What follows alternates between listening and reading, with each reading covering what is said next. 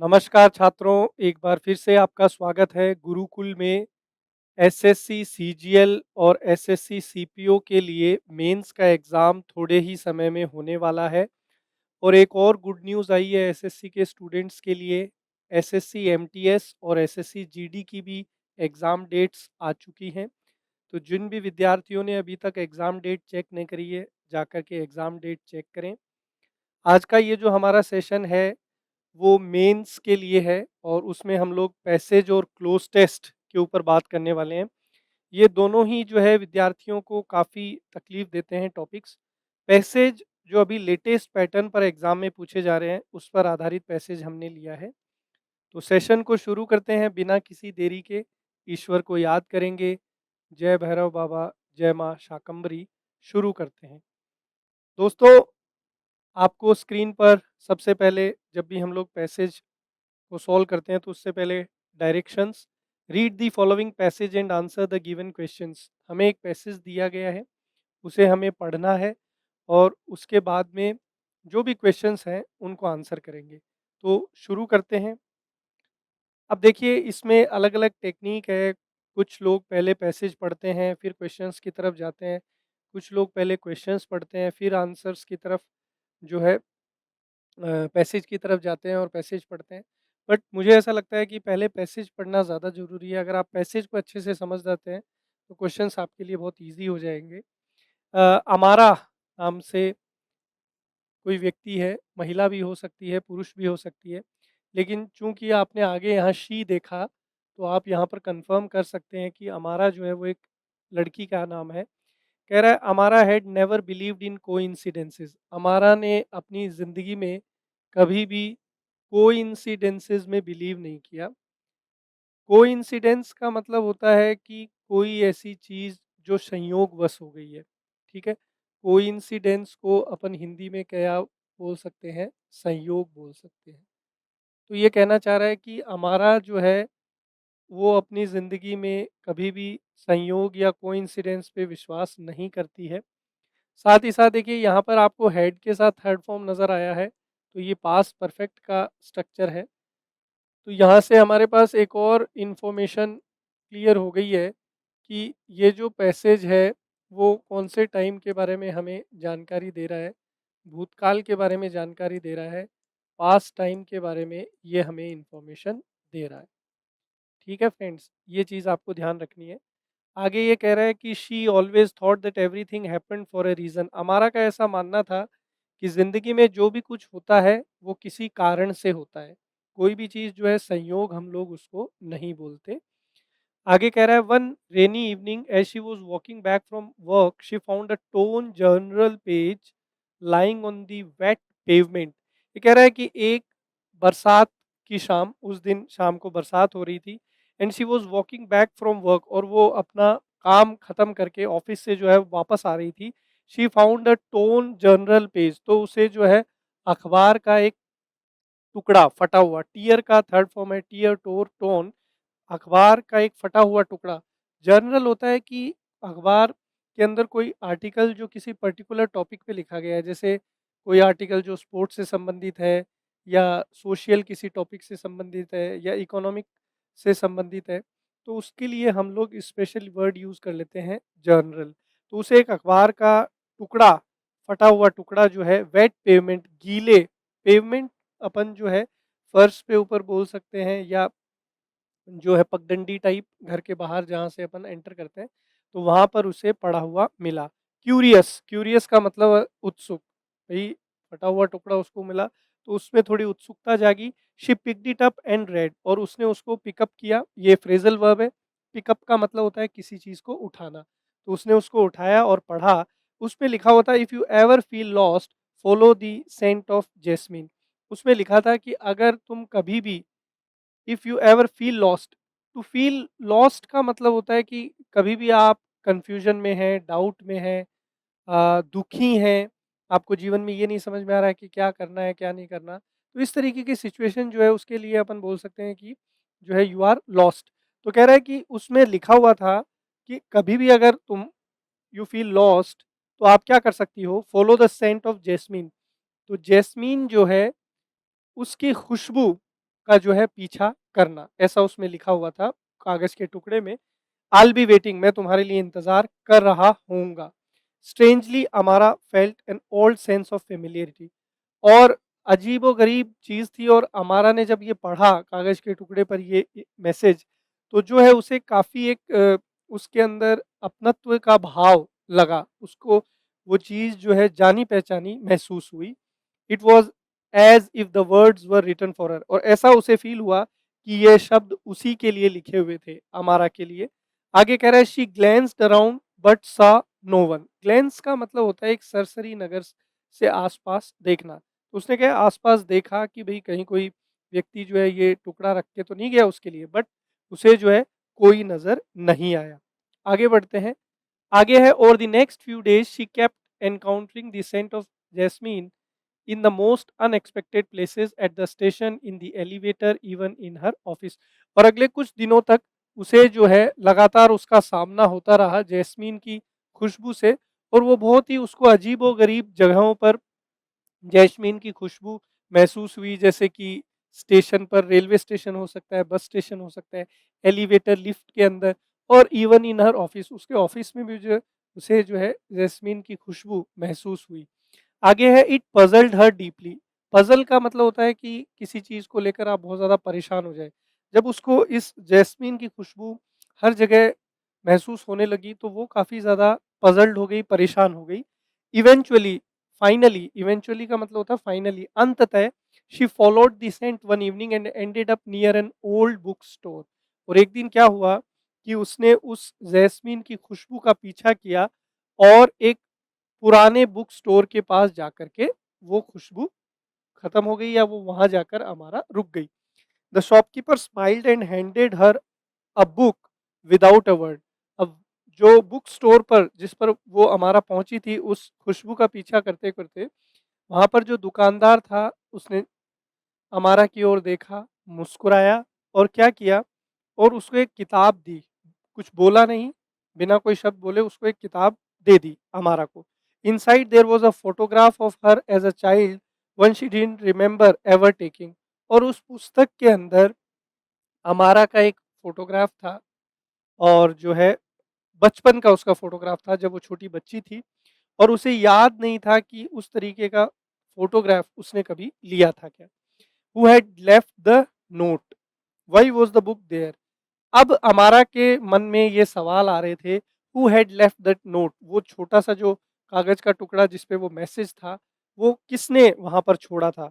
Why was the book there, वो पुस्तक वहाँ कैसे थी?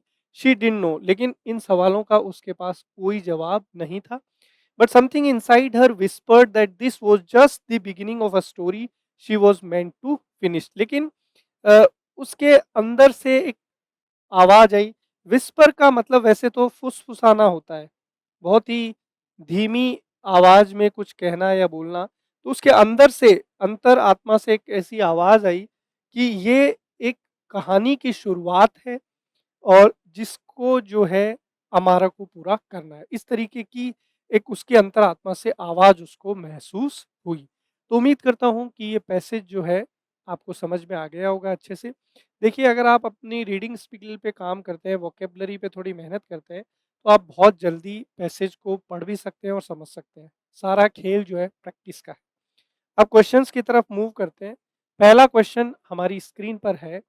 It was as if the words were written for her, what type of clause is this. इस तरीके के क्वेश्चन आजकल हमारे एग्जाम में काफी पूछे जा रहे हैं।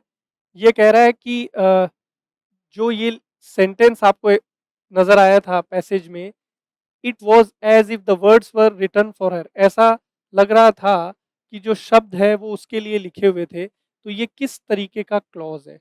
देखिए, क्लॉज होता क्या है बेसिकली? क्लॉज दोस्तों एक वाक्य खंड या वाक्य का टुकड़ा जो होता है उसको हम लोग क्लॉज बोलते हैं।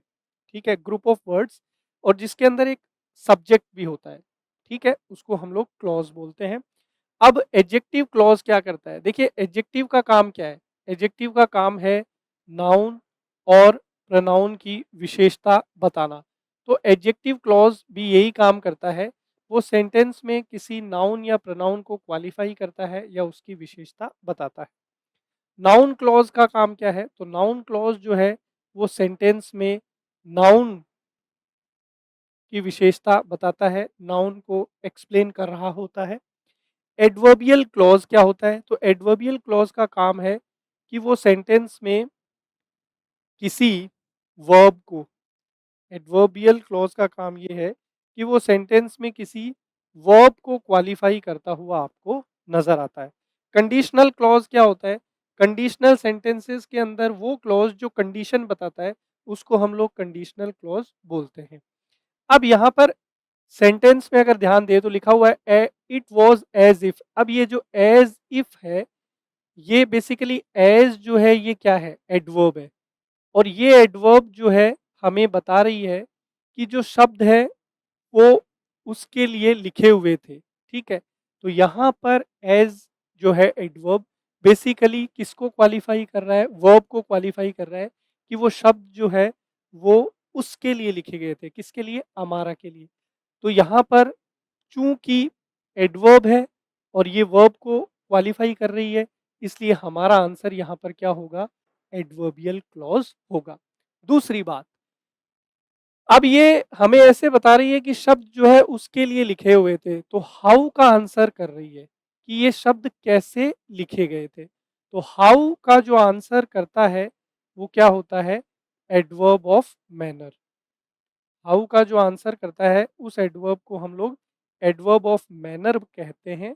तो थोड़ा सा और अगर स्पेसिफिक हो तो ये एडवर्बियल क्लॉज तो है ही। एडवर्बियल क्लॉज में ये कौन सा है?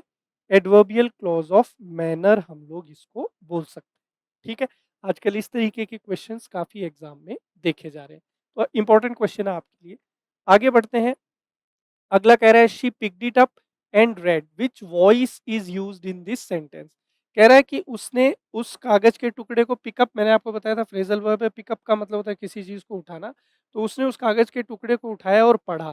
तो इसमें हमें बताना है कि ये कौन से वॉइस में लिखा गया है। देखिए, अगर आप थोड़ा स्कूल के दिनों की तरफ जाएं तो वॉइस जो है, दो नाम आपने काफ़ी सुने हैं। एक होता है एक्टिव वॉइस और एक होता है पैसिव वॉइस। एक होता है एक्टिव वॉइस और एक अपना क्या होता है? पैसिव वॉइस होता है। अब ये एक्टिव वॉइस का काम क्या है कि जब हमारा सेंटेंस में सब्जेक्ट जो है वो एक्टिव है यानी सक्रिय है, कोई काम करता है, कर्ता कार्य करता है, कर्ता कार्य करता है, तो हम लोग जो है उसे एक्टिव वॉइस बोल देते हैं। ठीक है। पैसिव में क्या होता है? तो पैसिव में बेसिकली हमारा जो सब्जेक्ट है वो पैसिव मोड में होता है, मतलब वो कोई एक्शन परफॉर्म नहीं करता, बेसिकली उस पर जो है एक्शन का इम्पैक्ट होता है। अब यहाँ पर आप देख रहे हैं कि शी ने जो है कागज का टुकड़ा पिक किया और उसको पढ़ा। तो सेंटेंस में साफ साफ नजर आ रहा है कि शी जो है वो एक्शन परफॉर्म कर रहा है। शी जो है वो क्या कर रहा है? एक्शन परफॉर्म कर रहा है। तो शी एक्शन परफॉर्म कर रहा है, दैट मीन्स सब्जेक्ट हमारा एक्टिव मोड में है। तो यहाँ पर हम लोग बोल सकते हैं कि ये जो सेंटेंस है वो किस में लिखा हुआ है? एक्टिव वॉइस में लिखा हुआ है। ठीक है, चलिए आगे बढ़ते हैं। अगला क्वेश्चन हमारी स्क्रीन पर कह रहा है convert I shall be waiting into indirect speech. कह रहा है कि मैं इंतजार करूंगा या इंतजार कर रहा होऊंगा, फ्यूचर कंटिन्यूअस में लिखा हुआ है, तो इसको इनडायरेक्ट स्पीच में चेंज करना है। देखिए दोस्तों, यहाँ पर थोड़ा सा ध्यान दीजिए। ये इसको थोड़ा सा अगर एक्सपेंडेड फॉर्म में लिखा जाए तो ये कुछ इस तरीके से है, आई शैल बी वेटिंग। ठीक है, अब इसको हमें इनडायरेक्ट स्पीच में चेंज करना है। यहाँ एक बात आपको ध्यान से समझनी है कि जब भी हम लोग डायरेक्ट से इनडायरेक्ट स्पीच में चेंज करते हैं, तो अगर आपको ये दो मॉडल नज़र आए, विल नज़र आए या शैल नज़र आए, तो इनको हम लोग किस में चेंज करते हैं? वुड में चेंज कर देते हैं। ये इंपॉर्टेंट चेंज आपको ध्यान रखना है। डायरेक्ट इनडायरेक्ट जब भी हम लोग पढ़ते हैं तो ये कॉन्सेप्ट आपने पढ़ा होगा। शैल और विल जो है उसको हम लोग किस में चेंज करते हैं? वुड में चेंज करते हैं। तो जब हम लोग यहाँ ऑप्शंस की तरफ मूव करेंगे, तो यहाँ हमने देखा ही सेड ही विल, तो विल तो नहीं हो सकता। यहाँ पर दिखा हुआ है वुड, यहाँ पर विल नहीं हो सकता। यहाँ लिखा हुआ है, यहाँ पर तो आपने पूरा ही चेंज कर दिया। तो निस्संदेह हमारा आंसर जो है ऑप्शन बी हो जाएगा। He said he would be waiting, उसने ऐसा कहा था कि वो इंतज़ार कर रहा हो। ठीक है? तो मेन जो कॉन्सेप्ट आपको सीखना था वो ये है कि विल और शैल जो है ये किस में चेंज हो जाते हैं? वुड में चेंज हो जाते हैं। ठीक है? चलिए आगे बढ़ते हैं। अगला क्वेश्चन हमारी स्क्रीन पर है। कह रहा है eventually she followed the scent and ended up near a book store, what kind of sentence is this? हमें यहाँ पर एक सेंटेंस दिया हुआ है कि फाइनली अंततः उसने जैस्मीन सेंट का जो है खुशबू का पीछा किया और एक किताब की दुकान के पास जाकर के वो पहुंच गई। तो हमें बताना है ये किस तरीके का सेंटेंस है।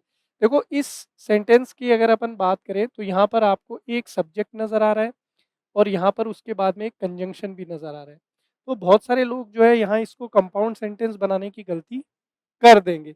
देखिए कंपाउंड सेंटेंस क्या होता है कि जब हम लोग 2 क्लॉजेज़ को जोड़ते हैं कंजंक्शन से और उसमें मेनली कंजंक्शन एंड भी होता है, लेकिन वो कंपाउंड सेंटेंस आपका तब कहलाता जब यहाँ पर दोबारा हम लोग सब्जेक्ट को मेंशन करते। जैसे कि she followed the scent and she ended up near a book store. लेकिन यहाँ पर आपको कितने सब्जेक्ट नज़र आ रहे हैं? एक ही सब्जेक्ट नज़र आ रहा है। ठीक है? दोबारा हमने सब्जेक्ट इंट्रोड्यूस नहीं किया है। तो हम लोग इसको कंपाउंड सेंटेंस नहीं बोलेंगे, हम लोग इसको क्या बोलेंगे?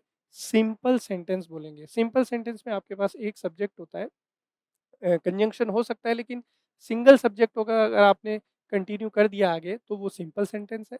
कंपाउंड सेंटेंस में आपके पास मल्टीपल सब्जेक्ट होते हैं, उनको कंजंक्शन से जोड़ते हैं। कॉम्प्लेक्स सेंटेंस के अंदर आपके पास 2 इंडिपेंडेंट क्लॉजेस और इंडिपेंडेंट सब्जेक्ट वहाँ पर होते हैं। कॉम्प्लेक्स कंपाउंड में 2 से ज़्यादा आपके पास इंडिपेंडेंट क्लॉजेस हो सकते हैं। ठीक है? तो इस तरीके से हमारा यहाँ पर आंसर क्या हो जाएगा? Simple sentence. ये भी इंपॉर्टेंट क्वेश्चन है एग्जाम के लिहाज से। आगे बढ़ते हैं। अगला हमारा एक और क्वेश्चन है जो कि लास्ट क्वेश्चन है इस पैसेज का। कह रहा है what is the meaning of whispered in the sentence, something inside her whispered. ये विस्पर्ड वर्ड का यूज किया है। तो विस्पर का मैंने आपको बताया था कि to speak in a very soft and low voice. बहुत ही कोमल और एकदम कमज़ोर आवाज़ में कुछ बोलना, उसको हम लोग बोलते हैं विस्पर। हिंदी में हम लोग इसको बोलते हैं फुसफुसाना। हिंदी में हम लोग इसको क्या बोलते हैं? फुसफुसाना। तो यहाँ पर इस क्वेश्चन के लिए हमारा आंसर हो जाएगा सजेस्टेड सॉफ्टली। ऑप्शन सी जो है ये हमारा यहाँ पर बिल्कुल करेक्ट आंसर है, इसमें कोई प्रॉब्लम नहीं है। ठीक है? चलिए, अब हम लोग आगे बढ़ते हैं। अब अगला जो है दोस्तों, हम लोग एक क्लोज टेस्ट को सॉल्व करने वाले हैं। डायरेक्शन क्या है? In the following passage there are blanks each of which has been denoted by a letter. For each blank 5 options are given. Choose the most appropriate word from the option that fits the blank appropriately. हमारे पास यहाँ पर एक passage है। Passage के अंदर बीच-बीच में आपको ब्लैंक मिलेंगे। तो इसी तरीके का जो पैसेज होता है उसको हम लोग क्लोज टेस्ट भी बोलते हैं। और हमें 5 ऑप्शन दिए हुए हैं, उनमें से जो सबसे एप्रोप्रिएट है उसको हमें चूज़ करके लिखना है। ठीक है? शुरू करते हैं। दोस्तों इस तरीके का क्वेश्चन जब भी आपके सामने आ जाए क्लोज टेस्ट का, तो आपको हमेशा ये कोशिश करनी है कि पहले आप इसको पूरा पढ़ें। क्योंकि जैसे ही आप इसको पूरा पढ़ेंगे तो आपको एक आइडिया मिल जाएगा कि किस चीज़ के ऊपर बातचीत चल रही है और फिर रिक्वायरमेंट के अकॉर्डिंग हम लोग शब्दों का यूज़ करते हैं। तो ये इसका पूरा तरीका होता है। ऐसा नहीं होता है कि हम लोग जो है पढ़ते-पढ़ते ब्लैंक को फिल करेंगे, नहीं। पहले एक पूरा पढ़ेंगे, उसके बाद हमें एक कॉन्टेक्स्ट मिल जाएगा और उसके बाद में जो है हम लोग ऑप्शंस की तरफ मूव करेंगे। कह रहा है the controlled use of fire represents one of humanity's most dash technological breakthroughs. देखिए आग जो है उसका कंट्रोल्ड यूज, क्योंकि शुरू शुरू में तो मानव को आग का फायर का इतना नॉलेज नहीं था, तो उसके लिए फायर जो है वो एक फ्राइटनिंग ऑब्जेक्ट थी, मतलब डराने वाली चीज थी। लेकिन धीरे धीरे उसे आग की उपयोग के बारे में समझ में आया। तो जो कंट्रोल्ड यूज है फायर का, वो मानवता के इतिहास के अंदर एक बहुत ही महत्वपूर्ण तकनीकी ब्रेक थ्रू का मतलब होता है कि एक बहुत इम्पोर्टेंट डिस्कवरी मानी जाती है। एंथ्रोपोलॉजिस्ट, ये देखिए इंपॉर्टेंट वर्ड है, वन वर्ड सब्स्टिट्यूशन में कई बार आपके एग्जाम में पूछा गया है। इसमें दो रूट वर्ड है, यहाँ पर एक है एंथ्रोपोस और दूसरा जो है वो है लोगोस। देखिए एंथ्रोपोस का मतलब होता है ह्यूमन, मानव, और लोगोस का मतलब होता है स्टडी। तो यहाँ पर जो है लॉजिस्ट और लॉजी, दो वर्ड यहाँ से निकल के आते हैं।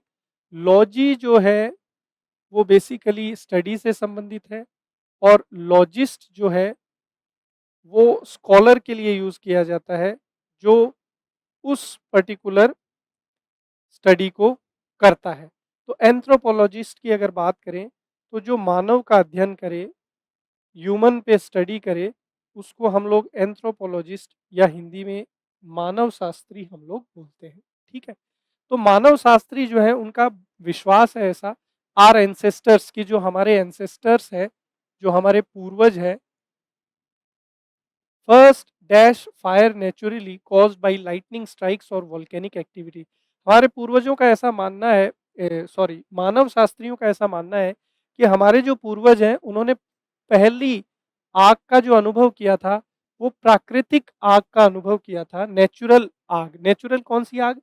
वो आग जो बिजली गिरने से उत्पन्न हुई है या किसी ज्वालामुखी के फटने से उत्पन्न हुई है। पहला उनका आग का अनुभव जो है मानव शास्त्री के अनुसार ये है कि मानव को पहली बार आग का जो ज्ञान हुआ या आग को उन्होंने देखा या महसूस किया, वो था किसी ज्वालामुखी के फटने पर आग को देखना या बिजली गिरने पर आग का लगना। आगे है, this accidental discovery eventually led to the dash of techniques for creating and maintaining flames. और ये दुर्घटनावश जो अग्नि उत्पन्न हुई, उसी से जो है मानव अंततः इस प्रकार की तकनीक विकसित कर पाया जिससे वो आग को आग जो है उत्पन्न कर सकता है, उसको बनाए रख सकता है। आगे लिख रहा है, early humans likely noticed how wild Fyers dash their environment both frightening and fascinating them. जो आदि मानव था उसने वाइल्ड फायर कौन सी आग होती है? जो जंगल की आग है उसको हम लोग वाइल्ड फायर बोलते हैं। तो आदि मानव जो है उसने जंगल की आग का भी अनुभव किया, और जंगल की आग जो है उसने उसको दोनों तरीके की जो है चीजें महसूस करवाई, उसे भयभीत भी किया और उसे अपनी ओर आकर्षित भी किया। फैसिनेट का मतलब होता है टू अट्रैक्ट, आकर्षित भी किया, और फ्राइटन का मतलब होता है किसी को डराना। तो जंगल की आग ने मानव को डराया भी और अपनी ओर आकर्षित भी किया। आगे है, the first intentional use of fire for warmth and protection marked A dash moment in human evolution. और पहली बार जब आग का सोचा समझा उपयोग किया गया गर्मी पैदा करने के लिए और जंगली जानवरों से अपने आप को बचाने के लिए, वो मानव इतिहास के अंदर या मानव विकास के अंदर एक मील का पत्थर माना जाता है। Over millennia, our ancestors developed increasingly sophisticated methods to dash this powerful element, fundamentally changing the course of civilization। और फिर हमारे जो पूर्वज हैं उन्होंने लगातार बहुत ही ऐसे अ, अच्छे और सिंपल तरीके डेवलप किए जिससे कि इस शक्तिशाली आग का मूलभूत चीज का उपयोग किया जा सके, और सभ्यता के अंदर उसका बहुत बेहतरीन तरीके से उन्होंने धीरे-धीरे फिर उपयोग किया। तो जैसे ही हमने ये पैसेज कंप्लीट किया, तो आपको ये चीज़ समझ में आ गई कि ये जो पूरा पैसेज है, वो आग को लेकर है कि कैसे मनुष्य का आग से पहली बार आग का ज्ञान हुआ, फिर कैसे उन्होंने धीरे-धीरे आग को डेवलप किया और किस तरीके से आग जो है, फायर, वो हमारे लिए यूज़फुल है। तो इसलिए पूरा पैसेज पढ़ना हमारे लिए बहुत इम्पोर्टेंट है।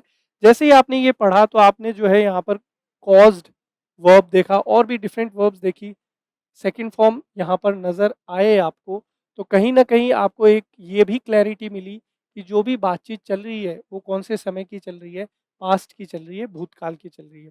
अब हम लोग जो है क्वेश्चंस की तरफ मूव करेंगे दोस्तों। फर्स्ट क्वेश्चन यहाँ पर है, which of the following words will fit in the given blank A. जो फर्स्ट ब्लैंक है उसमें कौन सा ऑप्शन यहाँ पर ठीक होना चाहिए। कह रहा है the controlled use of fire represent one of humanity's most dash technological breakthrough. आग का कंट्रोल्ड यूज मानवता का पहला महत्वपूर्ण जो है डिस्कवरी था, ये हम लोग बोलना चाह रहे हैं। तो कोई पॉजिटिव वर्ड हमें वहां पर यूज करना है। देखिए ट्रिवियल का मतलब होता है कोई ऐसी चीज जो बहुत ही अ, तुच्छ है, जिसकी ज़्यादा कोई वैल्यू नहीं है, कीमत नहीं है। तो something very we can say insignificant, महत्वहीन कोई चीज़ है उसको हम लोग ट्रिवियल बोलते हैं। सेमिनल का मतलब होता है समथिंग वेरी इंपॉर्टेंट, कोई ऐसी चीज़ जो बहुत ही महत्व की है, महत्वपूर्ण है। तो सेमिनल को हम लोग इम्पॉर्टेंट बोलते हैं, समथिंग वेरी इंपॉर्टेंट। निग्लिजिबल का मतलब होता है कोई ऐसी चीज़ जो ना के बराबर है, जिसकी कोई हमारे लिए वैल्यू नहीं है, तो हम लोग नेग्लिजिबल को वैल्यूलेस, महत्वहीन बोल सकते हैं। रिडंडेंट का मतलब होता है समथिंग नॉट यूज़फुल, कोई ऐसी चीज़ जो हमारे लिए उपयोगी नहीं है, यूज़फुल नहीं है, उसको हम लोग रिडंडेंट बोलते हैं। डेरिवेटिव का मतलब होता है कोई ऐसी चीज़ जो हमने किसी से डिराइव की है, कॉपी की है, कोई ऐसी चीज़ जो ओरिजिनल नहीं है, वास्तविक नहीं है, उसको हम लोग डेरिवेटिव बोलते हैं। तो जैसे ही हमने सबके मीनिंग्स क्लियर किए, तो आपको समझ में आ गया होगा कि ऑप्शन बी सेमिनल बिल्कुल ठीक होगा, क्योंकि ह्यूमैनिटी का जो है most seminal technological breakthrough है, क्योंकि काफ़ी इम्पोर्टेंट डिस्कवरी मानी जाती है आग की। चलिए आगे बढ़ते हैं। नेक्स्ट हमारा है ऑप्शन बी की तरफ, anthropologist believes our ancestors first dash fire. मानव शास्त्रियों का ऐसा मानना है कि हमारे जो पूर्वज है पहली बार dash fire naturally cause by lightning strikes और वॉल्केनिक एक्टिविटी। पहली बार आग जो है उनको कैसे महसूस हुई, जब उन्होंने वॉल्केनो के थ्रू या बिजली गिरने के थ्रू आग को देखा। तो anthropologist believes our ancestors first extinguish का तो मतलब होता है आग बुझाना, to put out fire, to put out fire, आग बुझाने को एक्सटिंग्विश बोलेंगे। तो यहाँ पर आग बुझाने से संबंधित कोई बात नहीं है, तो एक्सटिंग्विश्ड हमारा आंसर नहीं हो सकता। हार्नेस का मतलब होता है टू डेवलप, या हम लोग बोल सकते हैं टू यूज ए थिंग, किसी चीज को यूज करना या डेवलप करना, किसी प्रोसेस को डेवलप करना, उसको हम लोग हार्नेस बोलते हैं। स्क्वेंडर का मतलब होता है टू वेस्ट मनी और रिसोर्स, पैसा या कोई स्तोत्र बर्बाद करना, उसको स्क्वेंडर बोलते हैं। तो यहाँ पर खर्चा करने से या किसी चीज़ को बर्बाद करने से कोई लेना देना नहीं है, तो स्क्वेंडर हमारा आंसर नहीं हो सकता। सरकमवेंट का मतलब होता है कि किसी चीज़ से बचने के लिए जो है चालाकी का इस्तेमाल करना, उसको हम लोग स्क्वेंडर बोलते हैं। टू अवॉइड समथिंग, किसी चीज़ से बचने के लिए, किसी चीज़ को अवॉइड करने के लिए चालाकी का उपयोग करना, उसको हम लोग सरकमवेंट बोलते हैं। डेप्रिकेट का मतलब होता है किसी चीज़ को त्याग देना या किसी चीज़ को छोड़ देना, उसके लिए जो है हम लोग डेप्रिकेट का यूज़ करते हैं। तो यहाँ पर अगर अपन देखें तो anthropologist believes our ancestors first harnessed, पहली बार उन्होंने आग को कैसा महसूस किया, जब जो आग नेचुरली उत्पन्न हुई, किससे उत्पन्न हुई, बिजली गिरने से या ज्वालामुखी की गतिविधि से। तो anthropologist believes our ancestors first harnessed fire naturally, पहली बार जो है उन्होंने नेचुरल आग को जो है किस तरीके से महसूस किया, बिजली गिरने से और ज्वालामुखी के फटने से। आगे बढ़ते हैं, अगला ऑप्शन सी जो है उसको चेक करेंगे ब्लैंक को। कह रहा this accidental discovery eventually led to the dash of techniques for creating and maintaining flames. और ये जो दुर्घटनावश जो खोज हुई थी आग की, ये अंततः अग्रसर करा मानव को कि उसने इस तरीके की टेक्निक्स डेवलप करी जिससे आग जो है उत्पन्न की जा सके। तो this accidentally discovery eventually led to the dash of techniques. Dissolution, dissolution का तो मतलब होता है किसी चीज का अंत। रिवोकेशन का मतलब होता है कि किसी चीज को पुनः शुरू करना, to start something again. Culmination का मतलब होता है किसी चीज का चरमोत्कर्ष, end, final point of something. Prohibition का मतलब होता है किसी चीज पर बैन लगाना, किसी चीज को बंद करना, किसी चीज पर पाबंदी लगाना, निषेध करना। इंसेप्शन का मतलब होता है किसी चीज को शुरू करना, किसी चीज को स्टार्ट करना। तो अगर हम लोग ऑप्शंस की तरफ देखें तो ये जो दुर्घटनापूर्ण जो खोज हुई, अंततः इस चीज ने अग्रसर किया, स्टार्ट किया ऐसी तकनीकों को जिससे हम लोग बना सके, उत्पन्न कर सके अग्नि।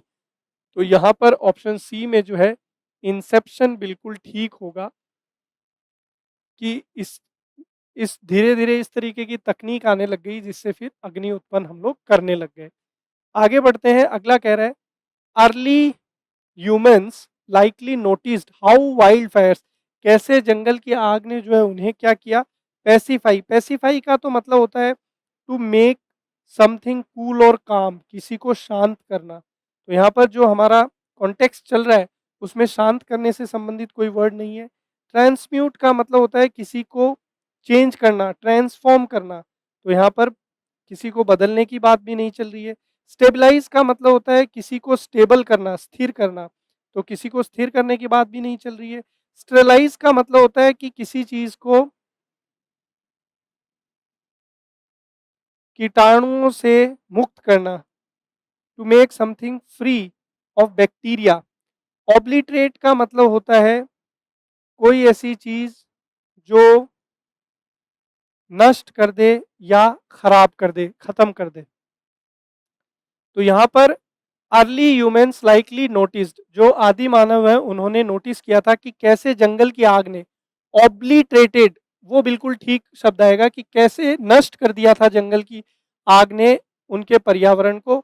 और जंगल की आग उनके लिए भयावह भी थी और उन्हें आकर्षित भी कर रही थी। तो यहाँ पर डी के लिए ऑब्लिटरेटेड वर्ड बिल्कुल ठीक होगा। ऑब्लिटरेट का मतलब होता है किसी चीज को नष्ट कर देना। आगे बढ़ते हैं ब्लैंक ई की तरफ। कह रहा the first intentional use of fire for warmth and protection marked A dash moment in human evolution. पहली बार जब आग का उपयोग गर्मी उत्पन्न करने के लिए और जंगली जानवरों से बचने के लिए किया गया तो वो डैश मोमेंट था मानव के विकास में। कैसा मोमेंट था? परफंक्ट्री। परफंक्ट्री का मतलब होता है समथिंग बोरिंग, कोई ऐसी चीज जो बोरिंग हो, एक्साइटिंग नहीं हो। तो ये बोरिंग चीज तो नहीं हो सकती, पहली बार उपयोग किया है। पिवटल, पिवटल का मतलब होता है something very important, something very valuable, कोई ऐसी चीज जो बहुत महत्वपूर्ण है, बहुत कीमती है। तो बहुत महत्वपूर्ण और कीमती था मानव के विकास के अंदर। तो ये पिवटल हमारा आंसर यहाँ पर होगा। आगे देख लेते हैं आर्बिट्रेरी, कोई ऐसी चीज जो अपन बोल सकते हैं कि not up to the standards, स्तर तक की नहीं है, स्तरहीन है। नॉमिनल का मतलब होता है कोई ऐसी चीज जो बहुत तुच्छ है, ट्रिवियल हम लोग बोल सकते हैं। स्पोरेडिक का मतलब होता है कोई ऐसी चीज जो इरेगुलर है, जिसमें अनियमितता है। छिटपुट हम लोग हिंदी में बोल सकते हैं। तो पहला जो आग को उपयोग किया गया वो मानव इतिहास में कैसा है, पिवटल मोमेंट है, बहुत इंपॉर्टेंट मोमेंट है। आगे बढ़ते हैं अगले ब्लैंक की तरफ। Over millennia our ancestors developed increasingly sophisticated methods to, जैसे जैसे समय बीता हमारे जो पूर्वज हैं उन्होंने विकसित किया है ऐसे मेथड्स जिससे हम लोग इस पावरफुल एलिमेंट का, फायर का यूज कर सके। तो यहाँ पर क्या आना चाहिए? Sophisticated methods to manipulate. Manipulate का मतलब होता है कि किसी को ट्रिक करना, बातों से, अपने स्किल से किसी को जो है अपने चंगुल में ले लेना, उसको अपन मैनिपुलेट करना बोलते हैं।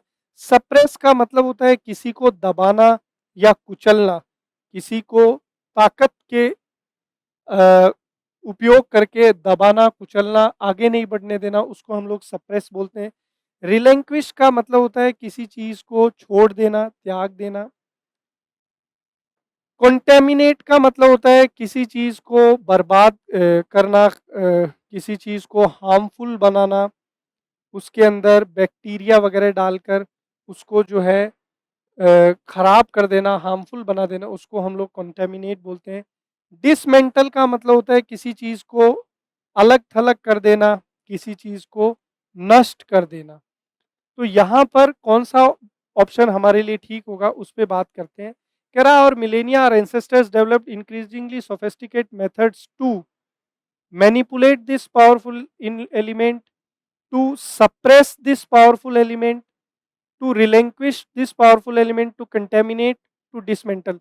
देखिए, आग का उपयोग करके और सिविलाइजेशन को इम्प्रूव करने के ऊपर बात है। तो पॉजिटिव बात हो रही है, तो नेगेटिव वर्ड बिल्कुल नहीं होंगे कि किसी चीज़ को डिस्ट्रॉय हम किसी चीज़ को जो है पॉल्यूट नहीं करना चाह रहे, हार्मफुल नहीं बनाना चाह रहे, किसी चीज़ को त्यागना नहीं चाह रहे, किसी चीज़ को दबाना नहीं चाह रहे। अपने नॉलेज से, अपनी स्किल से हम लोग कंट्रोल करना चाह रहे हैं। किसको कंट्रोल करना चाह रहे हैं? फायर को। फायर को कंट्रोल करने का मतलब है यहाँ पे फायर के कंट्रोल्ड यूज से, कि हम लोग उसका नियंत्रित उपयोग करना चाह रहे हैं, ताकि उसको हम अपनी भलाई के लिए और मानवता की मदद के लिए उपयोग में ले सके। तो इस तरीके से यहाँ पर ऑप्शन ए मैनिपुलेट बिल्कुल ठीक होगा। तो इसी के साथ ये हमारा क्लोज टेस्ट भी यहाँ पर कंप्लीट हो गया दोस्तों। उम्मीद करता हूँ कि जो पैसेज और क्लोज टेस्ट हमने यहाँ सॉल्व किया है, उससे आपको मदद मिलेगी आपके आने वाले एग्ज़ाम्स में। अगर ये सेशन आपको पसंद आता है तो इसको लाइक ज़रूर करें, अपने दोस्तों के साथ शेयर करें और काइंडली चैनल को सब्सक्राइब करें, ताकि लगातार जो क्लासेस आ रही है वो आप तक पहुँचे। आप कमेंट्स के थ्रू बता सकते हैं कि आपको और किस तरीके के सेशन चाहिए। हम कोशिश करेंगे आपकी सारी उम्मीदों को पूरा करने की। आप सबका क्लास देखने के लिए बहुत-बहुत धन्यवाद। Thank you so much.